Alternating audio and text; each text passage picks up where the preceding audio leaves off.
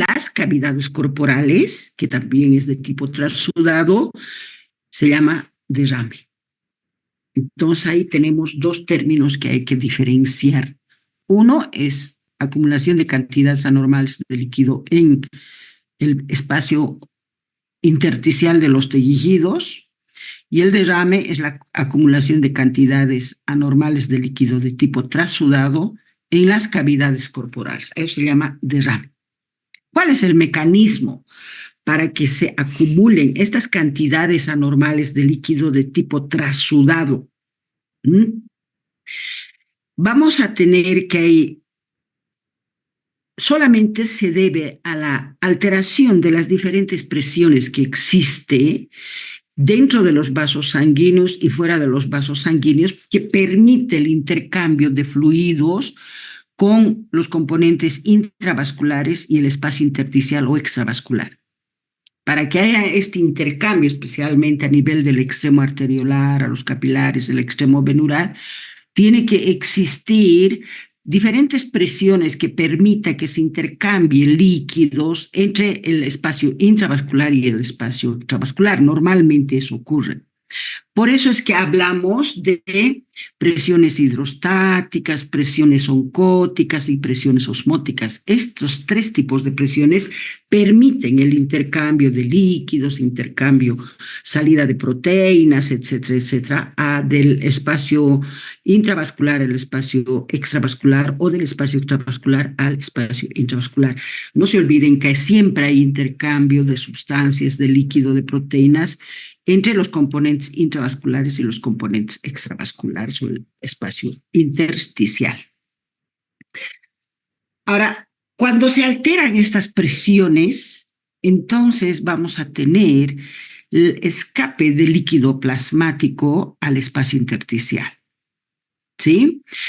Primero analizaremos en qué consiste la presión hidrostática, en qué consiste la presión oncótica y la presión osmótica. La presión hidrostática consiste en la presión que realiza todo el componente de la sangre contra la pared de los vasos sanguíneos. Eso determina la presión hidrostática, que generalmente esa presión hidrostática bota líquido del lugar donde hay mayor presión hidrostática. Por ejemplo, a nivel de las arteriolas, la presión hidrostática es mayor con relación al espacio intersticial.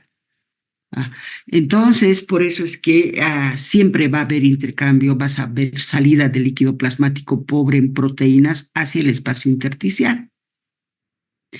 Entonces, eso permite la presión hidrostática. Repito, la presión hidrostática está determinada por el empuje de la masa de la sangre del tejido sanguíneo contra la pared de los vasos sanguíneos.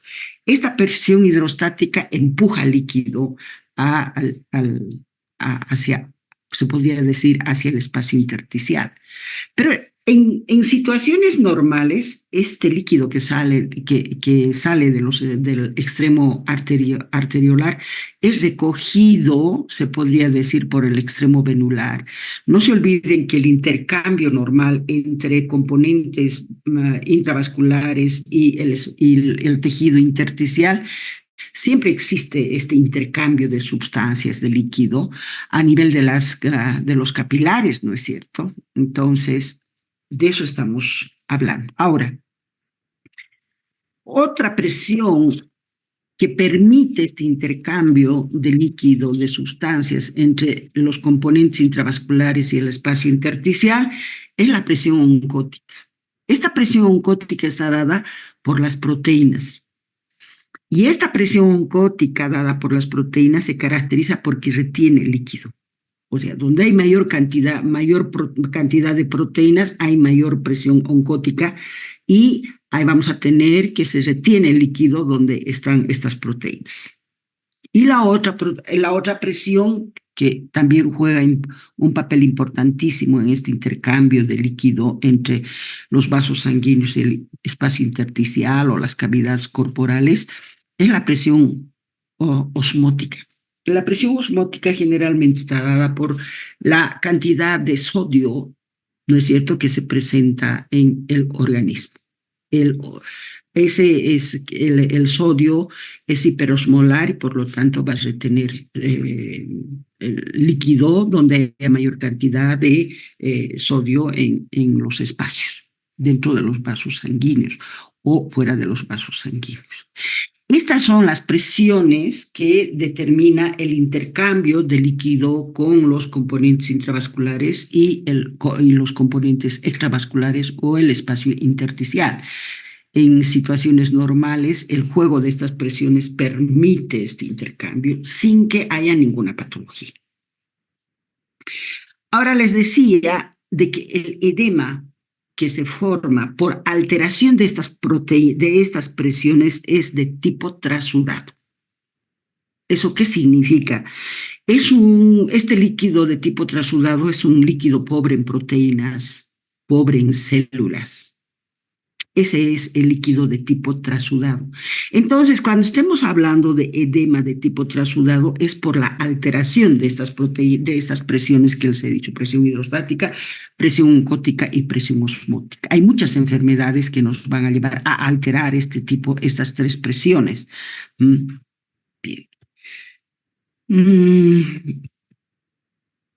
Acá tenemos la fisiología que le estaba diciendo, las presiones que determinan el intercambio de fluidos entre capilares y el intersticio.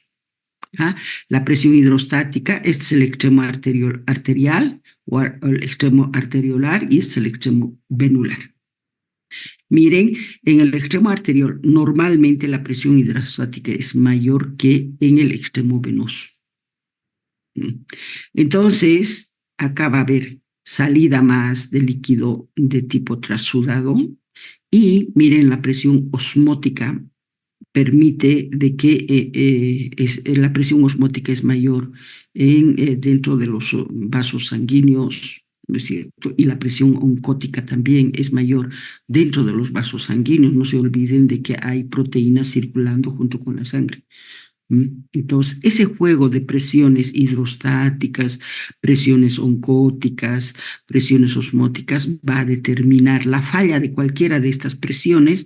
Entonces va a alterar este intercambio de fluidos y va a permitir que se acumule líquido en el espacio extravascular o en el espacio intersticial. Eso se llama edema de tipo trasudado. ¿Cuáles son las causas para la formación de este edema de tipo trasudado? Repito, ¿qué es el edema?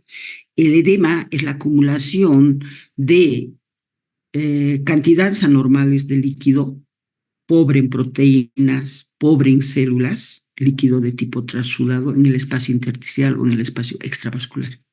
Ese es edema. Pero si este líquido se acumula en las cavidades corporales, se dice ascitis. Se dice lo que nosotros llamamos derrame. Es el derrame, cuando se acumula en las cavidades corporales. Ahí tenemos la ascitis, el hidropericardio, el hidrotórax, todo eso son derrames, acumulación de líquidos pobre en proteínas en las cavidades corporales, derrames. Pero si se acumula en el espacio intersticial, se llama edema. ¿Cuáles son las causas para que se produzcan este tipo de edema de tipo trasudado? Hay varias causas. El aumento de la presión hidrostática, por ejemplo, ¿por qué va a estar dada? Miren, el aumento de la presión hidrostática, la disminución de la presión oncótica. Si aumenta la presión hidrostática, entonces va a haber mayor cantidad de líquido que va a salir de los vasos sanguíneos hacia el espacio intersticial. La disminución de la presión oncótica dentro de los vasos sanguíneos va a permitir el escape de líquido al espacio intersticial.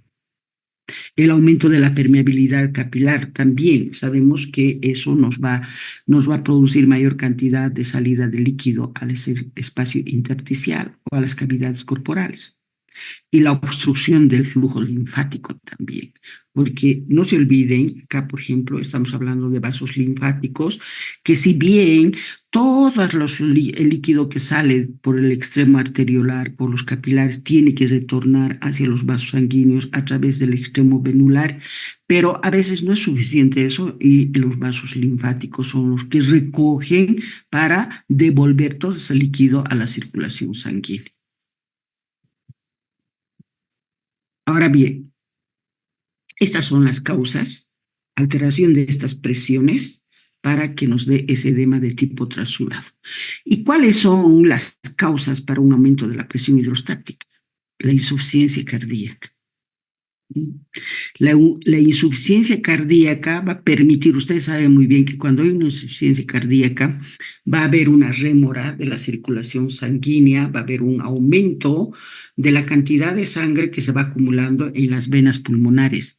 Y eso nos va a permitir el aumento de la presión hidrostática en las venas pulmonares y ese aumento de la presión hidrostática va a permitir el empuje del líquido dentro de los vasos sanguíneos hacia el espacio extravascular, al tejido intersticial, y nos va a producir lo que es el edema pulmonar.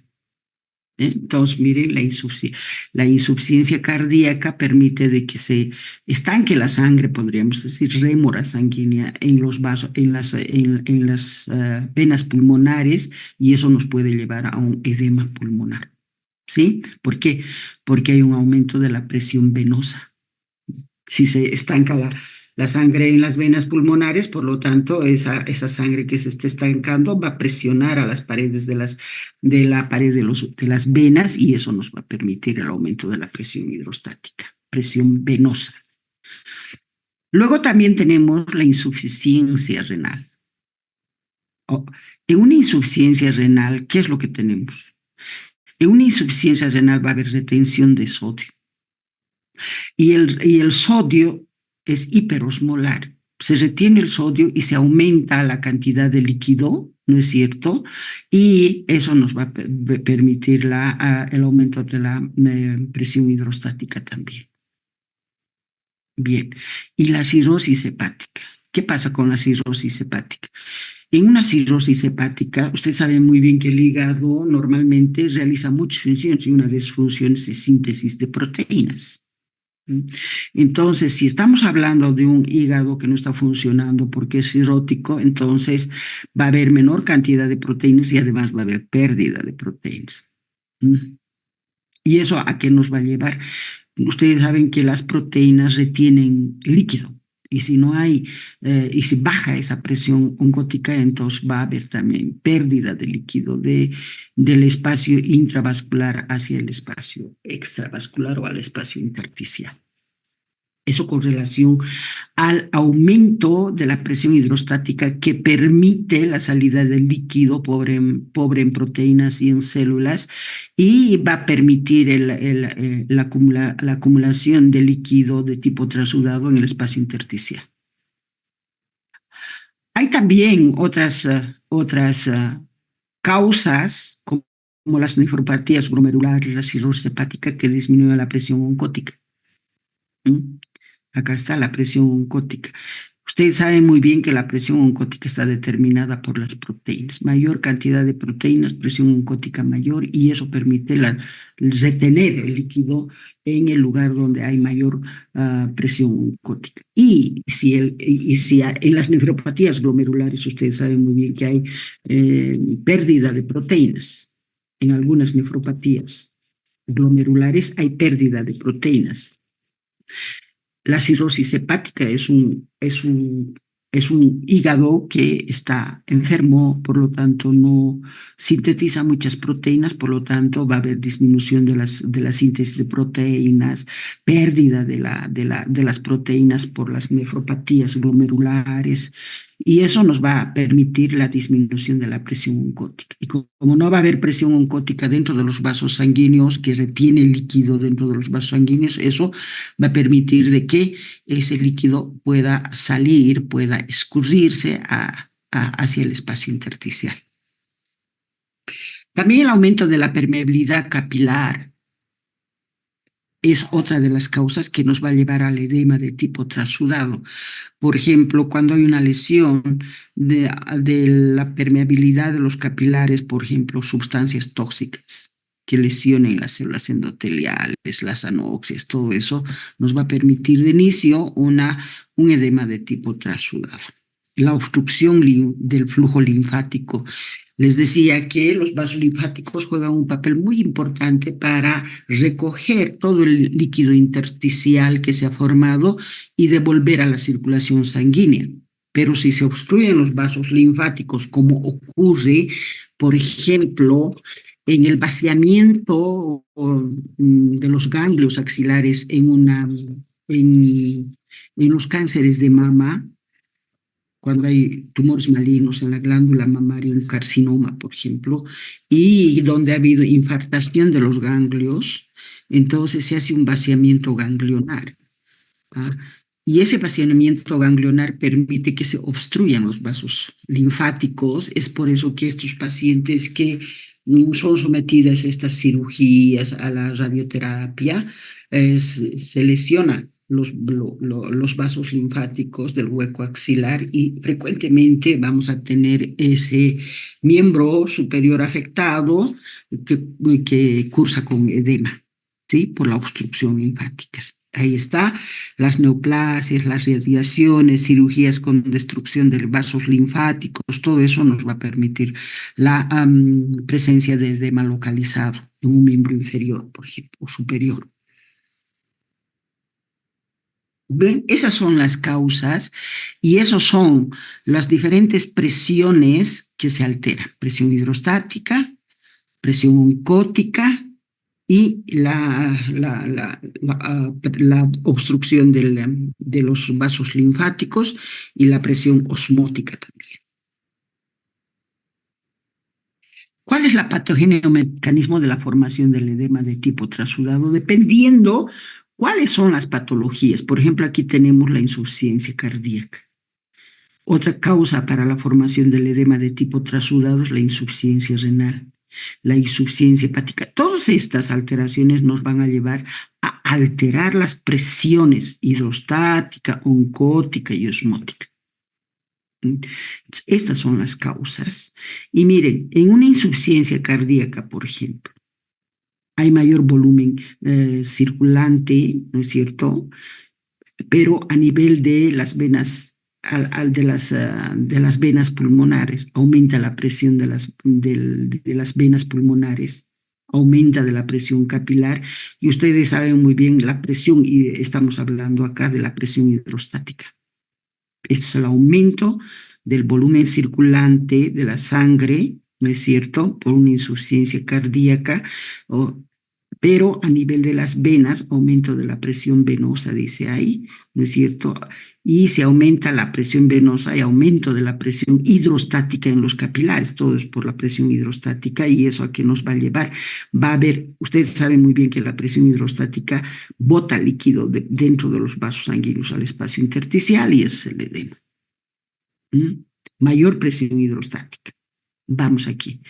En la insuficiencia renal, por ejemplo, en la insuficiencia renal hay pérdida de proteínas. Una glomerulonefritis, por ejemplo, hay proteinuria, entonces hay pérdida de proteínas. Y si hay pérdida de proteínas, disminuye la presión oncótica. Y la presión oncótica permite retener líquido dentro de los vasos sanguíneos. Y si la presión oncótica baja, entonces no hay esa fuerza de detener el líquido dentro de los vasos sanguíneos y va a haber salida de ese líquido al espacio intersticial en cantidades anormales, en mayor cantidad. ¿No es cierto? Y eso nos va a dar el edema también. Pero también en una insuficiencia renal hay mayor absorción de sodio. Se absorbe más el sodio. Entonces, si se absorbe mayor cantidad de sodio, hay retención de sodio y de agua. No se olviden que la presión osmótica que está dada por el sodio es hiperosmolar y retiene líquido. Y eso nos va a llevar a la estimulación de la renina-angiotensina, que va a terminar formando el edema de tipo renal. Aquí vamos a tener la presión osmótica. Aquí es el juego del aumento de la presión osmótica porque estamos hablando del sodio que retiene el agua dentro en los tejidos o en el espacio intersticial. Luego también tenemos, ya les dije, hay una pérdida de proteínas. Si hay pérdida de proteínas, hay una disminución de la presión oncótica capilar. Pero no solamente por una insuficiencia renal, sino la insuficiencia hepática también nos va a dar disminución de la presión oncótica porque hay menor cantidad de proteínas que están circulando en la sangre y eso permite la pérdida de líquido en el espacio intravascular y ganancia del líquido en el espacio intersticial o extravascular. ¿No es cierto? Entonces ahí tenemos también el edema, mayor presión capilar que nos va a llevar a eso. Como verán, todas estas son las causas y esas causas van a ir a alterar la presión hidrostática, la presión oncótica y la presión osmótica, que son esas presiones cuando se alteran, entonces nos van a ser el origen de la formación del edema de tipo trasudado. Morfología del edema de tipo trasudado, porque el edema de tipo exudado, repito, es característica de la reacción inflamatoria. La morfología del edema de tipo trasudado. Macroscópicamente vamos a ver que los órganos están aumentados de volumen y de peso porque están llenos de líquido en el espacio intersticial. Entonces, estos órganos que se ven aumentados de volumen, aumentados de peso, tienen una superficie externa turgente, brillante. Por ejemplo, si yo tengo un edema en los miembros inferiores, cuando apretamos el tobillo con nuestros dedos, se va a formar la famosa fobia, ¿no es cierto? Y que al comprimir la superficie a nivel de los tobillos se hunde el tejido y esa es la fobia por el edema, ¿sí? Entonces queda marcada la huella digital ahí en los tobillos cuando hay edema de los miembros inferiores, a nivel de los tobillos, y eso se llama huella digital o fobia. Al corte, nosotros si hacemos un corte de un órgano edematizado, de un tejido edematizado, va a resumir, va a escurrir un líquido fluido tipo gelatinoso. Esas son las características macroscópicas de los diferentes órganos edematizados de tipo trasudado. A la microscopía, ¿qué es lo que vamos a ver?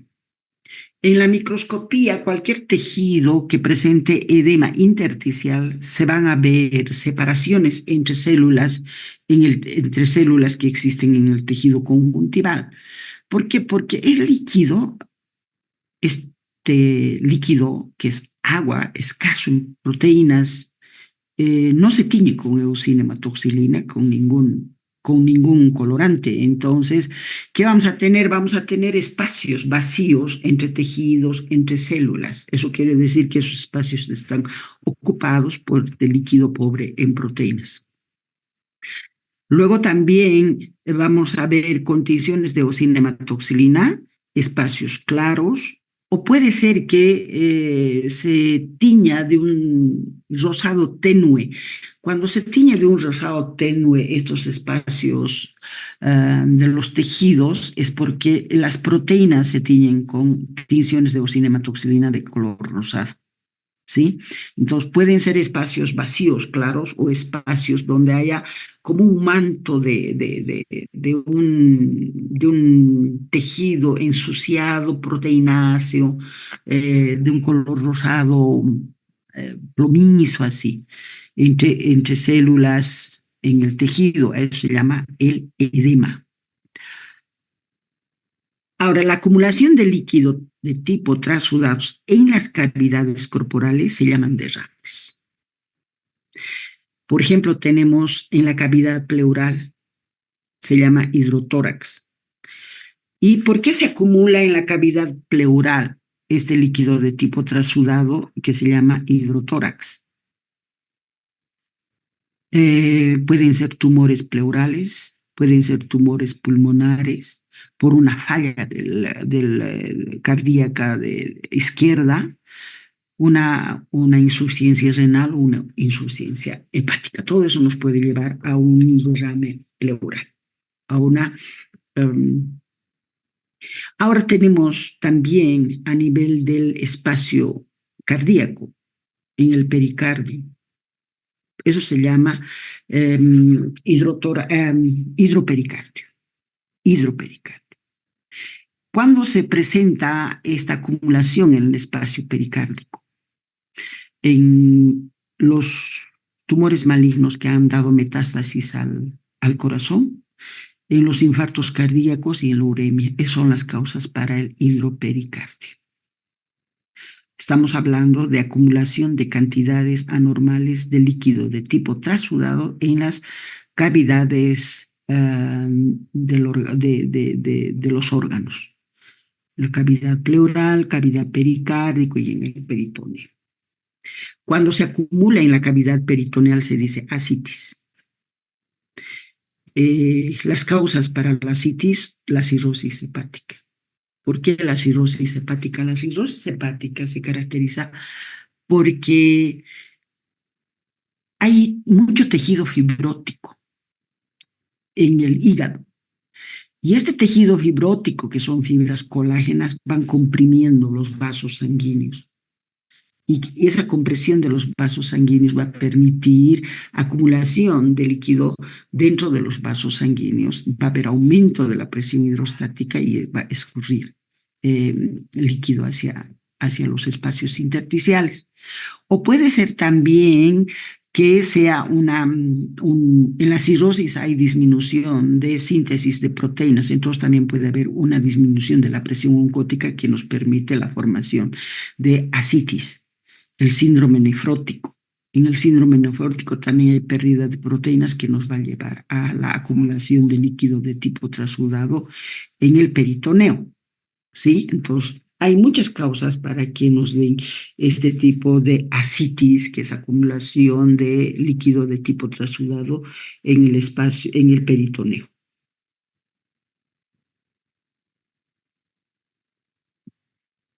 Vamos a ver algunas características microscópicas y macroscópicas del edema del sistema nervioso central.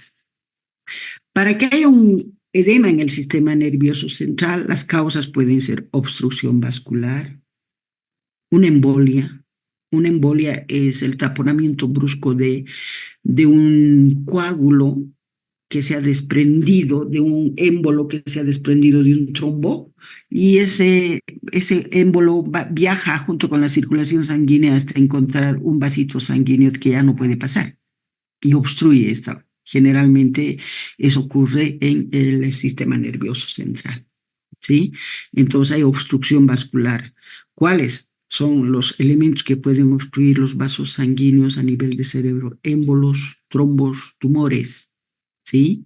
Y se va a formar, también puede ser un edema citotóxico, donde va a haber necrosis celular, obstrucción del líquido cefalorraquídeo, malformaciones y tumores. Todas esas pueden ser las causas para que haya edema del sistema nervioso central. Macroscópicamente, ¿cómo vamos a ver el sistema nervioso central edematizado? El cerebro va a estar aumentado de peso, va a haber aplanamiento de los surcos, ¿no es cierto? Y va a ser de un aspecto gelatinoso de la sustancia blanca. Esto es bien importante. Entonces, cuando nosotros estamos frente a un edema del sistema nervioso central, el cerebro está aumentado de peso, hay aplanamiento de los surcos y el aspecto de la sustancia blanca es de tipo gelatinoso. Repito, microscópicamente nosotros tenemos que ver halos claros alrededor de los vasos sanguíneos y de las células. Cuando nosotros vemos estos halos claros alrededor de los vasos sanguíneos y de las células del sistema nervioso central, decimos es edema cerebral. ¿Cómo vamos a ver el edema en los pulmones? Además, ¿cuáles son las causas para que haya edema en los pulmones? Insuficiencia cardíaca hemos visto.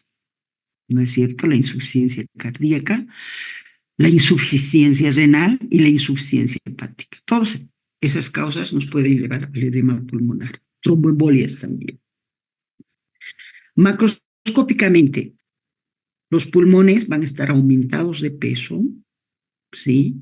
Aumentados de peso, de volumen, van a tener una pleura más tensa, más brillante, ¿sí?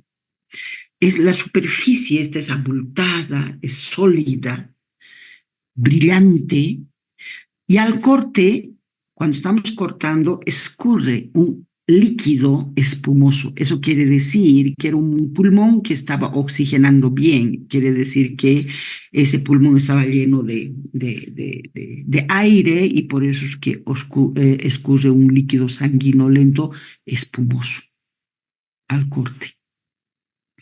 Microscópicamente vemos que hay líquido de tipo trasudado que ocupa los espacios alveolares, los espacios de las cavidades alveolares. Hay edema en las cavidades alveolares y también podemos ver de qué favorece el desarrollo de las neumonías, el edema de los pulmones.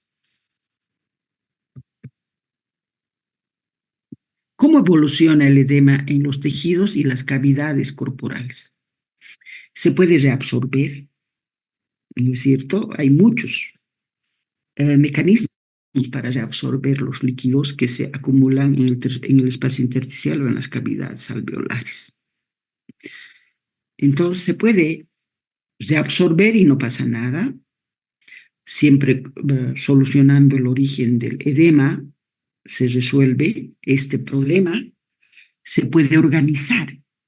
Eso quiere decir que especialmente si contienen muchas proteínas, se organizan, se pueden convertir en tejidos adicionales. Eso se llama organización del edema, especialmente si contiene muchas proteínas. O puede sufrir una infección.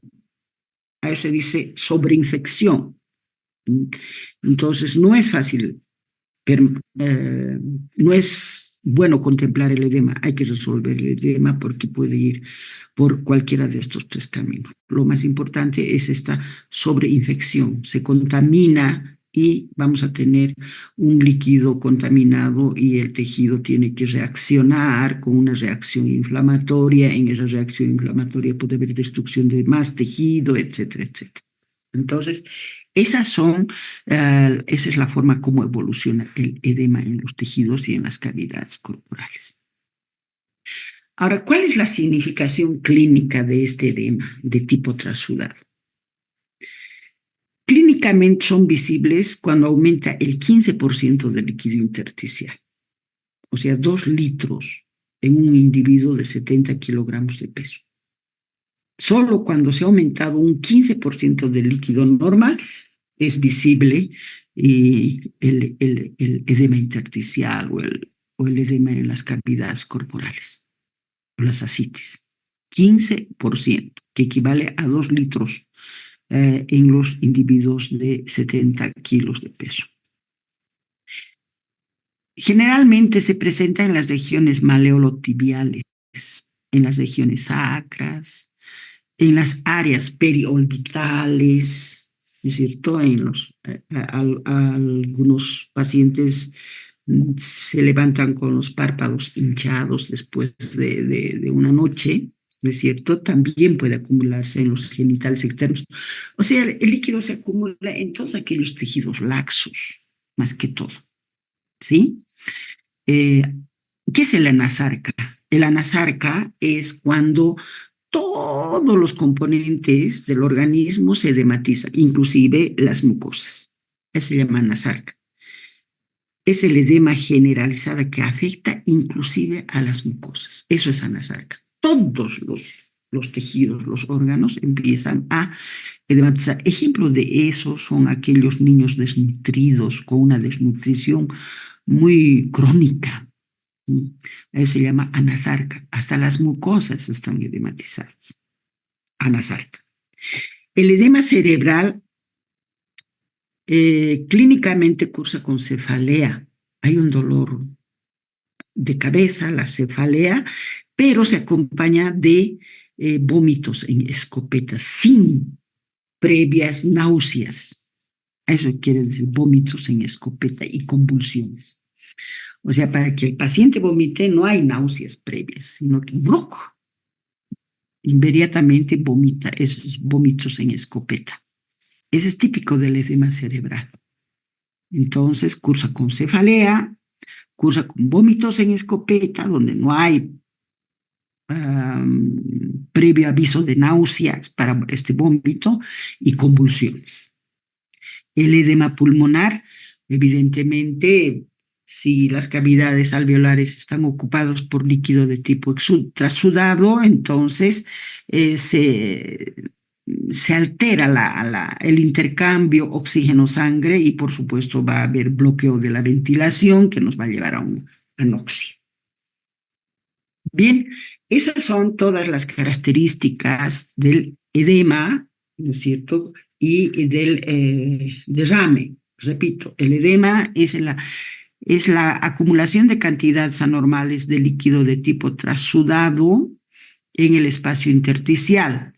Y cuando este líquido de tipo trasudado se acumula en los espacios de los órganos, como el espacio pericárdico, el espacio pleural y la cavidad peritoneal, se dice ascitis.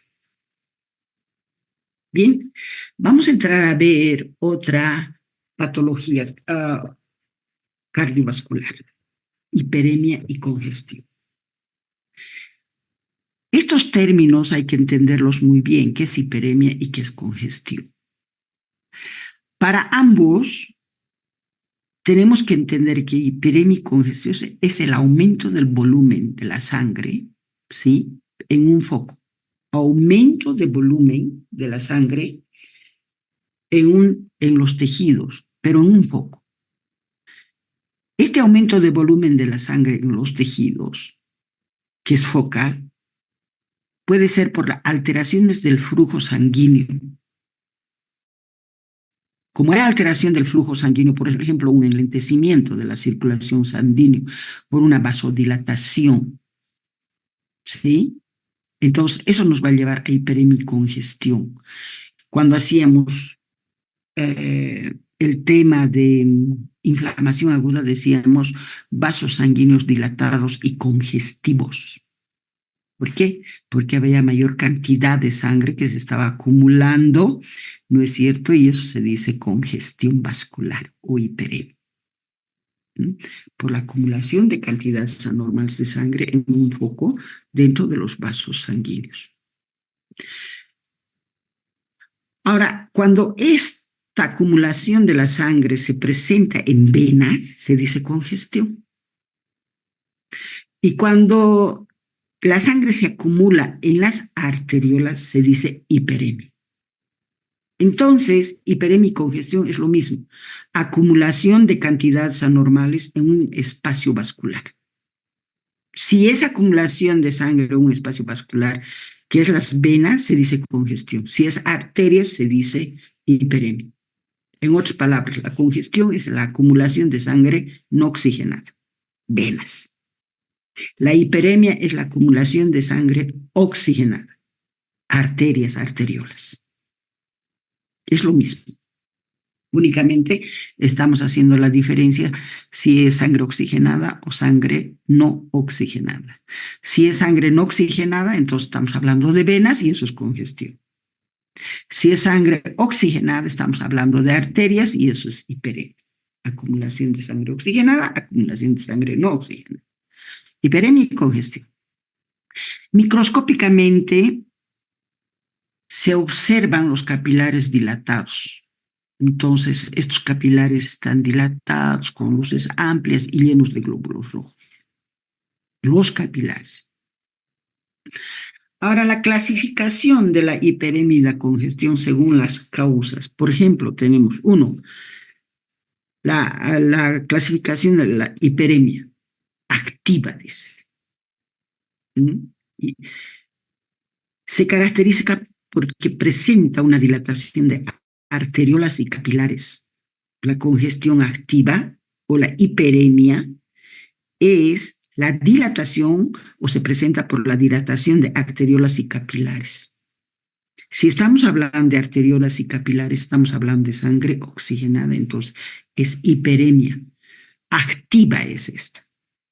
¿Por qué? Porque hay abertura de más capilares, pues si hay un aumento de la presión, si se está acumulando la sangre en las arteriolas, hay aumento de la presión hidrostática y ese aumento de la presión hidrostática va a hacer que se abran más capilares, ¿no es cierto? Entonces, por eso se dice que es activa la hiperemia.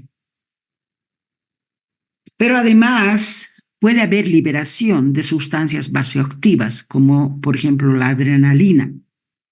¿Mm? O también podría ser por el aumento de la demanda funcional. Por ejemplo, cuando estamos haciendo intensa actividad física en los gimnasios, por ejemplo, hay gente que va a hacer intensa actividad física. Hay un aumento de la demanda funcional y las personas se ponen rojas, rubicundas. Esa es una hiperemia o congestión activa. ¿Sí? Bien. Entonces, cuando estamos hablando de hiperemia o congestión activa, estamos hablando de la dilatación de arteriolas y capilares, acumulación de líquido o de sangre oxigenada en capilares y en arteriolas. Esa es la hiperemia o la congestión activa, donde existe liberación de sustancias vasoactivas que van a permitir también esta vasodilatación de capilares y de arteriolas, como la adrenalina o el aumento de la demanda funcional. Macroscópicamente, los órganos de color rojo, porque estamos hablando de sangre oxigenada, que es la sangre arterial, ¿no es cierto? Entonces, los órganos son de un color rojo intenso, con un aumento de la temperatura y el peso de los órganos con hiperemia o congestión activa. La pasiva, congestión pasiva, se caracteriza por la dilatación que se produce en las venas. Eso se llama congestión o hiperemia pasiva. Entonces se caracteriza por la dilatación que se presenta a nivel de las venas. Estamos hablando de la sangre no oxigenada, de la sangre venosa. Esa es la diferencia entre hiperemia y congestión o congestión pasiva y congestión activa. Microscópicamente, los órganos congestivos o los órganos donde se acumula la sangre venosa, no oxigenada, van a ser de color rojo azulado, porque es sangre venosa, sangre no oxigenada y es de un color rojo azulado. Ahora, esta congestión o hiperemia pasiva, que es típicamente a nivel de las venas, puede ser localizada y generalizada. La localizada se produce por la obstrucción local del retorno venoso. Ejemplo, las varices que se forman en los miembros inferiores. La cirrosis hepática. Las varices de los miembros inferiores generalmente se forman porque hay una dificultad del retorno de la circulación venosa, ¿no es cierto? Entonces las venas se dilatan y eso es un buen ejemplo de congestión vascular, obstrucción de la vena venosa, del retorno venoso, las varices del miembro inferior, la cirrosis hepática. En la cirrosis hepática hay compresión de las venas, ¿no es cierto? De los vasos sanguíneos venosos del hígado, y entonces eso también nos va a llevar a la congestión hepática, en la cirrosis hepática. Y cualquier compresión local de las venas nos van a llevar a esta congestión o hiperemia pasiva, localizada. Pero también puede ser generalizada. La generalizada es una insuficiencia cardíaca derecha. la insuficiencia cardíaca de las cavidades derechas, entonces nos va a llevar a una congestión del circuito mayor de la sangre, con aumento de la cantidad de sangre, ¿no es cierto?, que lleva lo que nosotros llamamos aumento de la presión hidrostática, se acumula la sangre dentro de los vasos sanguíneos, hay un aumento de la presión hidrostática dentro de las venas responsables del edema generalizado o la ascitis. La insuficiencia de las cavidades izquierdas conduce a la congestión y al edema pulmonar también. Bien, la clasificación según la velocidad de implantación de la hiperemia y de la congestión puede ser según la velocidad con que se implementa la hiperemia y congestión aguda o crónica. La aguda puede causar rupturas de los capilares y hemorragias. En cambio, la crónica nos va a conducir a una hipoxia de los tejidos, a hemorragias, a necrosis. Según la velocidad de implantación, entonces, tenemos hiperemias y congestión agudas y crónicas que nos llevan a este tipo de alteraciones. Ruptura de capilares, hemorragias o hipoxias, necrosis. ¿Cuáles son los mecanismos reguladores? Los mecanismos reguladores son el factor natriurético auricular y el sistema renina-angiotensina-aldosterona. ¿Qué pasa con esto? Hay una secreción de sodio, potasio y agua, ¿no es cierto? Ustedes saben muy bien que la renina-angiotensina-aldosterona elimina el sodio fuera del cuerpo, sodio, potasio. Y si hay eliminación de sodio, potasio, hay disminución del volumen sanguíneo. Entonces hay una disminución de la presión hidrostática sanguínea. Morfología. ¿Cómo vamos a ver nosotros aquellos órganos con congestión pasiva crónica de los pulmones? Congestión pasiva crónica de los pulmones. Es un buen ejemplo para ver nosotros la morfología de la congestión pasiva crónica en pulmón. Estos pacientes clínicamente presentan una descompensación cardíaca, una insuficiencia cardíaca. ¿Sí? Esa es la causa para la congestión pasiva crónica del pulmón, insuficiencia cardíaca. Entonces, ¿qué vamos a tener nosotros? Vamos a tener la sangre no oxigenada a nivel de las venas pulmonares, ¿no es cierto?, que se van a ir acumulando dentro de los vasos sanguíneos la sangre, y eso nos va a dar lo que nosotros llamamos aumento de la presión hidrostática, y ese aumento de la presión hidrostática va a permitir la salida del plasma sanguíneo al espacio intersticial y nos va a llevar a todo este problema de la congestión pasiva crónica del pulmón. Macroscópicamente el pulmón se haya aumentado de tamaño y peso. Como todos los órganos que tienen edema, están aumentados de peso y de tamaño. Microscópicamente, ¿qué vamos a ver en la congestión pasiva crónica del pulmón? Vamos a ver tabiques interalveolares engrosados y de trayectos tortuosos. ¿Qué quiere decir esto? Que los tabiques, por el edema intersticial que presenta en los tabiques, están engrosados los tabiques, pero también los capilares están dilatados. Por eso es que se engruesan los capilares. Están dilatados, están congestivos. ¿Ah? Y en algunos focos van a estar disminuidos el grosor de los tabiques. ¿Por qué? Porque, por ejemplo, si hay un aumento de la presión hidrostática por retención de la sangre venosa en los tabiques interalveolares, ¿qué vamos a tener? Vamos a tener de que los capilares tienen unas paredes bien delgaditas y la detención de sangre en estos espacios vasculares van a romper estos vasitos, estos capilares, y va a haber hemorragias focales. Y van a haber segmentos de tabique que no van a recibir la oxigenación, la irrigación sanguínea, por lo tanto no va a recibir oxígeno, no va a recibir nutrientes y van a entrar en necrosis isquémica, segmentitos del tabique.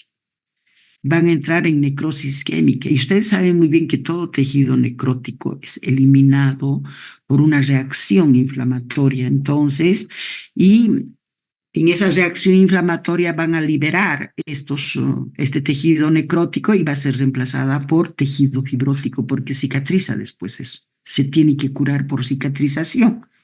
Entonces tenemos focos fibróticos de reparación del tejido. Eso permite de que algunos segmentos de los tabiques interalveolares sean gruesos y los segmentos donde hay fibrosis, donde hay cicatrización, sean delgados. Por eso estos tabiques interalveolares de trayectos tortuosos.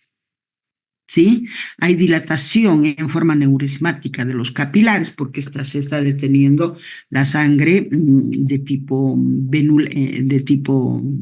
venular por la insuficiencia cardíaca. Hay edema intersticial, hay focos de hemorragia y fibrosis intersticial. Ya les he explicado por qué la fibrosis intersticial es un proceso de reparación de los tejidos necróticos. Luego tenemos que las cavidades alveolares se hallan ocupadas por edema, hemorragia. Pero además existen unas células, las células de la insuficiencia cardíaca. Estas células de la insuficiencia cardíaca son macrófagos cargados de hemosiderina porque hay hemorragia. Estos vasitos, los capilares, por ejemplo, donde se van estancando la sangre, no son muy delgaditos la pared de los vasos sanguíneos, de los capilares, entonces no soportan el aumento de la presión hidrostática y se rompen y la sangre pues va a salir fuera de los vasos sanguíneos, provocándonos hemorragias intersticiales. Y los glóbulos rojos, cuando están fuera de los vasos sanguíneos, se tienen que desintegrar.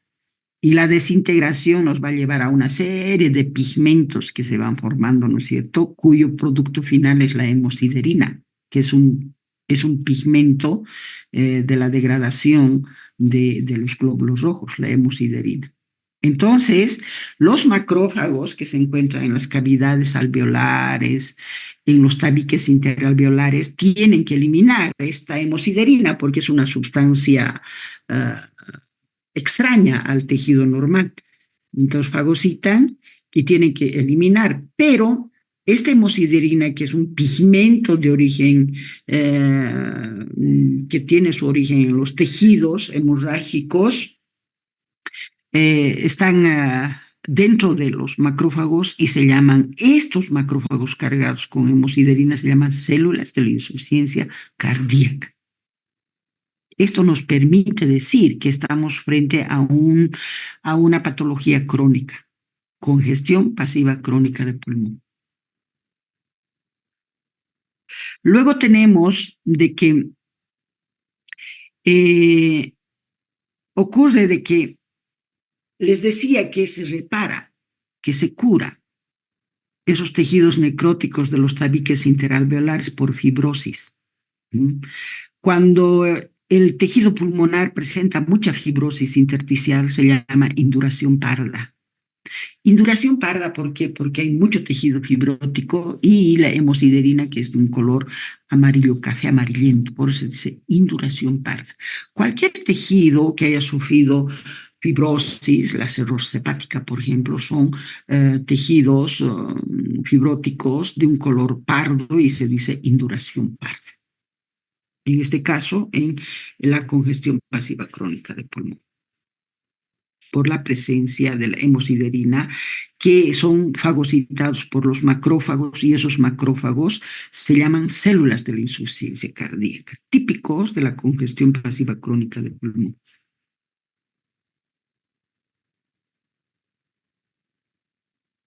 Vamos a quedar aquí para que la próxima semana pasemos a congestión pasiva aguda de pulmón. Y hemos hecho la congestión pasiva crónica de pulmón, de la congestión crónica, y ahora vamos a hacer la próxima semana la pasiva, ¿sí? En hígado. Bueno, muchachos, nos vemos el día lunes. Quiero decir de que mañana hay una marcha institucional por el Día de la Autonomía a las 9:30 de la mañana. Por lo tanto, no creo que podamos pasar clases a las 10:30 de la mañana. Y después hay una tolerancia a partir de mediodía. Por lo tanto, mañana no va a haber clases en ninguno de los grupos de prácticos con mi persona.